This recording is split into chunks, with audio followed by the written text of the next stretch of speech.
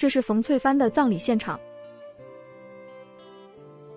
2025年10月31日，中国香港男演员冯翠帆因病去世，享年81岁。11月13日，冯翠帆的葬礼在桃园第一殡仪馆举行，遵照其本人生前遗愿，冯翠帆未举行公开悼念活动，只进行家祭仪式。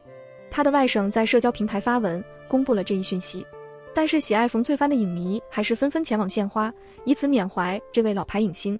冯翠帆的好友周润发以及苗侨伟夫妇也送来花牌以示悼念。曾与冯翠帆合作过的许冠文说，冯翠帆这个人不错，不虚伪，很直爽，就是性格有些倔強。好倔強嗰啲嘢，即係我好尊敬呢個人，佢一句有一句㗎啦。他還回憶了兩個人曾一起合作過的摩登保鏢。馮翠帆當時並未拍過喜劇，所以他很謙虛地請教喜劇出身的許冠文。許冠文告訴他，只要按照劇本拍就可以了。對於馮翠帆的離去，許冠文也表示了深深的遺憾。我哋香港真係好遺憾，可以損失咗一個咁偉大嘅一個演員。